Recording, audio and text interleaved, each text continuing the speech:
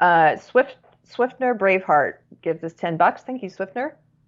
And says, Carrie and Carter, how do we drill down on the opposite side's principles? And what's a healthy standard to validate our own principles? I think I hear both of you expressing that principle drives policy. Well, That's a great it question. should. I don't know that it does. It should. That question can be probably an entire day's worth of a conversation with you. So we're going to have to make it quick. But I will say it's likely that the other side is not doing principle based thinking. So Mm-hmm.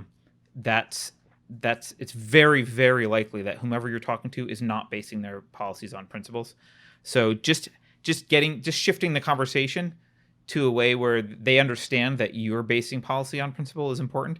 And when you say what's a healthy standard to validate our own principles, well, I mean, I think that depends on, like, Carrie's answer would be different than mine. For me, that standard is reason, and and this opens up a Pandora's box to discuss because for me, and again, Carrie would disagree, but my metaphysics and epistemology uh, both drive my ethics. They're I strive for them to be rational. I mean, the only thing I promise is that I can strive for them to be rational, right? And so it's my from those I get to basic human rights and a version of, we'll say, the non-aggression principle, for lack of a better term. And so, like, Carrie and I share the starting point of human rights on some level, um, but she would get to it probably through Christianity, and I would get to it a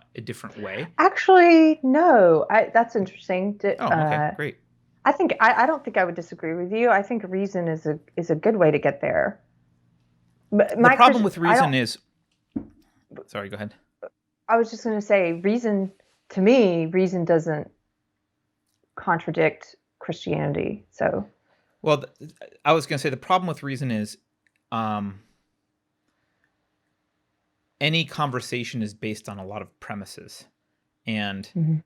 um, so, like, the Marxists use reason, for example, as their standard, but they start with some very corrupt premises that are anti-reason. And so if you don't rewind all the way Yeah, back to the first principles of what their conversation is, it can appear that you're having a rational discussion when in fact you're having a rational discussion built on a bed of irrationality. So um, I think one of the biggest problems, I think, in how people even reason today, and I don't know if this was always true, but there's no understanding of concepts of concept hierarchy. There's no understanding of, like, well, this concept relies on this concept. This concept relies on that concept. I can't talk about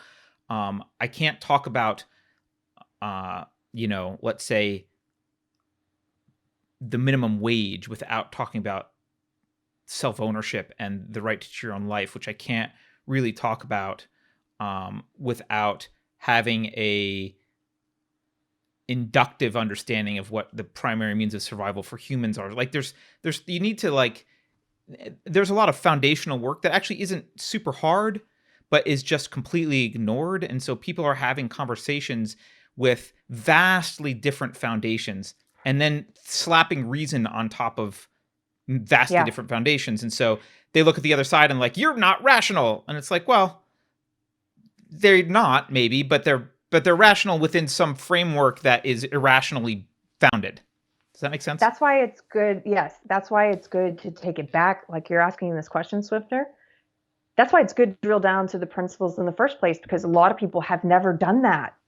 Most They people, don't even I would know say. what their foundations are. They don't even know. I didn't used to know what my foundations of belief were. Right. Yet they haven't examined them.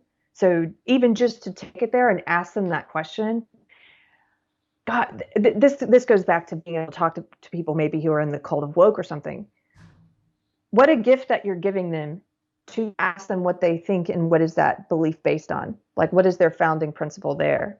And then to listen to their answer because if you're being open and they feel comfortable with you, you've now challenged them to think It may have been the first time they've ever thought about it, and not doing so in a challenging way, just out of curiosity.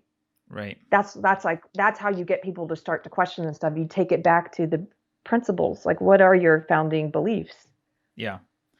And just being aware of, like, there's a lot of common, I would say, sleights of hand that happen that have been developed by philosophers, but passed down, and distributed mimetically through society, that, like, a one that I've talked about a lot, public good. Okay, well, what is the public good? Like, a lot of people use words and they don't bother to unpack them, or terms. So they'll say, like, well, this is in the public good, or this is good for people. And they've never thought Unpack about what that that. means. What does the Yeah. word good mean? What do you mean by good for the public? What is the public? What does that mean? And most people can't unpack it at all. If they do, they start to get to these weird things where they're like, well, the most good for the most people. And it's like, well, okay, do people all have exactly the same standards of good? Who gets to judge what the standards of good are? Are you the arbiter of what's good for people? Is the number of people helped? Like, does ethics fall out of math? Is 51% good simply because it's 51%? Like, all those are questions that need to be asked, and all those are swept under the rug and thrown into packaged terms like public good, and no one wants to unpack that because it's messy. So I think if you want to have an honest conversation about this stuff, you end up having not a conversation about politics at all. You'll end up having a conversation about philosophy, which almost any time I try and have a political discussion, it's like 3 minutes in, we're talking about philosophy, because I can't have it. You can't not. That's funny, Carter. I do the same. Or 3 minutes in, we're talking about God. Yeah, something, right? Yeah. You get right to the serious stuff. It's like, why not? Why not get to the real issue?